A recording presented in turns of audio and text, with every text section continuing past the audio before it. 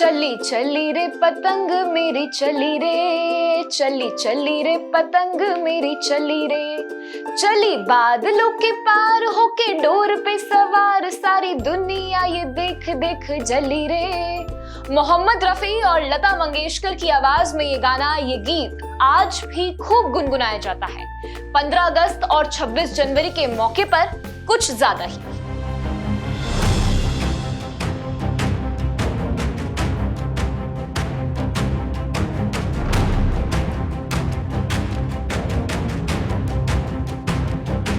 नमस्कार, आपके साथ हूं मैं आरजू दुबे और आप देख रहे हैं श्रेष्ठ भारत। हमारी दोनों राष्ट्रीय पर्वों पर जमकर पतंग उड़ाई जाती है, लेकिन दिल्ली एनसीआर समेत कई हिस्सों में पतंग उड़ाने के लिए रोक के बावजूद अब भी चाइनीज मांझे का इस्तेमाल हो रहा है, जो लोगों की जानें ले रहा है। चाइनीज मांझा बैन होने के बावजूद पूरे देश में बिक रहा है। हर साल इस मांझे की वजह से बहुत से लोगों को जान गंवानी पड़ती है। ऐसे में ये जानना बेहद जरूरी हो गया है कि आखिर चाइनीज मांझा बैन होने के बावजूद भी इन पतंगबाजों तक कैसे पहुंच रहा है। इसी सवाल के साथ हम ग्राउंड जीरो पर गए और हमने कुछ दुकानदारों से बात करी और उनको एक झूठी कहानी बताई, जिससे हम ये जान सके कि ये मांझा आखिर मिल कैसे रहा है। और ये पूरी बातचीत हमने अपने फोन में रिकॉर्ड की है, सुनिए।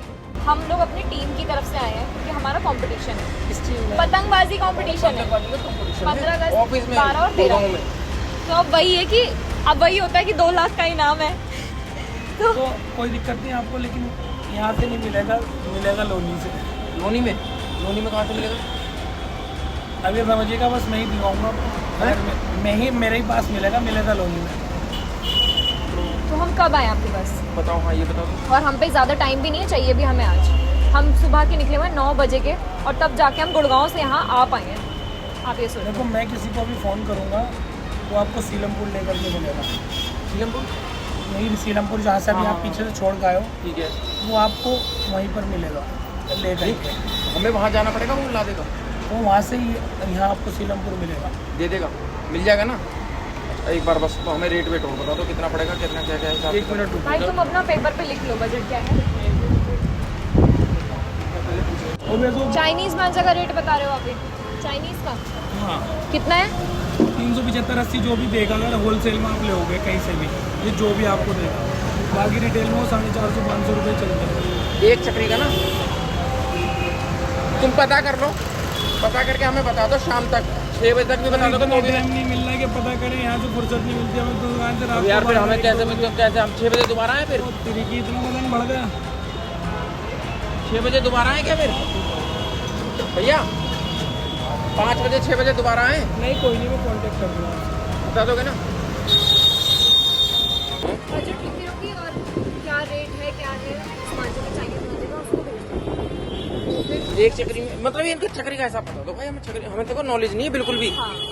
ये आपको ही बताना पड़ेगा, हमें इसके बारे में नॉलेज नहीं है बिल्कुल भी। हमें तो बस किसी ने बता दिया कि ये वाला चाइनीज या कोरियन मांझा ले लो, वो सबसे बढ़िया बेस्ट है, वो मुश्किल से मिलेगा। ये भी बताया कि मुश्किल से मिलेगा, लेकिन मिल जाएगा, ये भी बताया। हाँ, वो तो पीछे ही बता रहे थे। नेशनल क्राइम रिकॉर्ड ब्यूरो के पास चीनी मांझे से होने वाली मौतों के आंकड़े अलग से नहीं है, लेकिन ये मौतें हर साल हर उस शहर में होती है जहां पतंग के शौकीन रहते हैं। घायल होने वालों का तो हिसाब लगाना मुश्किल है।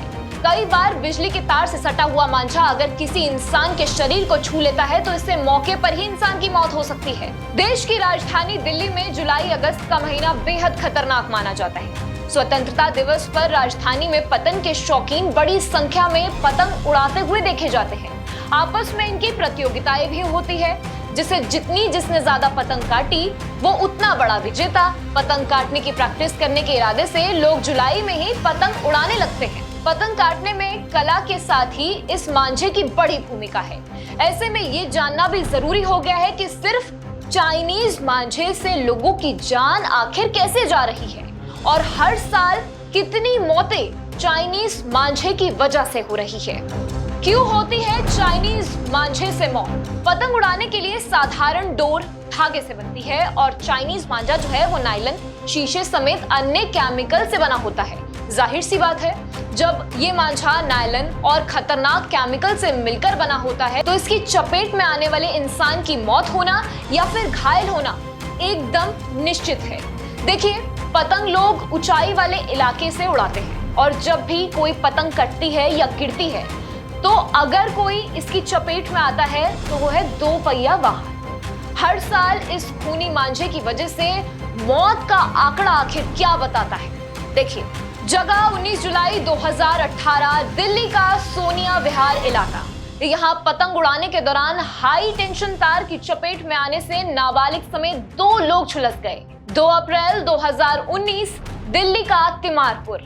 चाइनीज मांझे की चपेट में आने से एक बाइक सवार युवक का गला कटा, जिसकी वजह से उसकी मौत हो गई। 16 अगस्त 2021 दिल्ली का मंगोलपुरी इलाका। यहाँ चाइनीज मांझे की चपेट में आने से बाइक सवार युवक का गला कट गया, जिससे उसकी मौके पर ही मौत हो गई। पुलिस ने युवक के शव का पोस्टमार्टम कराने के बाद घर वालों को सौंप दिया। युवक 23 साल का था और अपने माता पिता का इकलौता बेटा था। 14 अगस्त 2022 दिल्ली का मानसरोवर पार्क। यहाँ मांझे से स्कूटी सवार टेंट कारोबारी की गला कट जाने से मौत हो गई। 21 जुलाई 2023 दिल्ली का पश्चिम विहार, जहां बच्ची ने मांझे के एक झटके से पिता की आंखों के सामने खून से लथपथ सिसकते हुए दम तोड़ दिया। वह पिता की बाइक पर आगे बैठकर कहीं जा रही थी, तभी उसके गले में मांझा फंस गया और उसकी मौके पर ही मौत हो गई। उसने मौके पर ही दम तोड़ दिया। चाइनीज मांझे के खिलाफ तमाम अपील, सख्ती, जागरूकता हर साल धरी की धरी रह जाती है।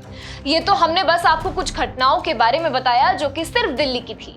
आप सोचिए, देश भर में ये आंकड़ा आखिर कितना होता होगा, जहां एक तस्वीर उस समय आती है जब देश आजादी का जश्न मना रहा होता है, पतंगबाजी भी खूब हो रही होती है। बहुत से लोग 15 अगस्त को छुट्टी के दिन अपनी पतंग आसमान में भेज रहे होते हैं। वहीं ये तस्वीर लोगों को झंझोर कर रख देती है, जहां चीनी मांझे की वजह से जिनके घर वालों की मौत हो जाती है, उनके परिजन दहाड़ मार मार कर रो रहे होते हैं, बिलख रहे होते हैं। हर साल चीनी मांझे से होने वाली इन घटनाओं के बावजूद ये सवाल उठता है कि आखिर क्यों ये घातक मांझा अभी भी बिक रहा है। सरकारी एजेंसियां जो बैन की घोषणा करती हैं, क्या वो इसे लागू करने में नाकाम साबित हो रही हैं? क्या कानून में इतनी सख्ती नहीं है कि इस जानलेवा मांझे की अवैध बिक्री और इस्तेमाल पर पूरी तरीके से रोक लग सके? सरकारें बदलती हैं, लेकिन जनता की सुरक्षा की जिम्मेदारी नहीं बदलती है। ये मांझा सिर्फ इंसानों के लिए नहीं, पक्षियों और अन्य जानवरों के लिए भी घातक है। फिर भी इसे रोकने के लिए जितनी सख्ती होनी चाहिए उतनी कभी भी दिखाई नहीं जाती है। क्या किसी और निर्दोष का जान गंवाने का इंतजार किया जा रहा है? कब तक इस जानलेवा मांझे के कारण अपनों को लोग खोते रहेंगे? सरकार को इस मामले में और ठोस कदम उठाने की जरूरत है। कानून तो कानून, लेकिन कानून का पालन करवाना भी उतना ही महत्वपूर्ण है। आप सोचिए, अगली बार जब आप आसमान में पतंग उड़ाते हुए देखें तो क्या ये मांझा कहीं किसी की जिंदगी पर खतरा तो नहीं बन रहा? इस सवाल का जवाब सिर्फ सरकार ही नहीं, चीनी मांझा बेचने वाले, खरीदने वाले और इस मांझे से पतंग उड़ाने वाले हर नागरिक को देना होगा। हमारी ये रिपोर्ट आपको कैसी लगी, हमें कमेंट बॉक्स में कमेंट करके जरूर बताएं। बाकी तमाम खबरों के लिए आप बने रहे श्रेष्ठ भारत के साथ। श्रेष्ठ भारत पर खबरों से जुड़े रहने के लिए चैनल को सब्सक्राइब और लाइक करें, बेल आइकन दबाएं और देखते रहें श्रेष्ठ भारत।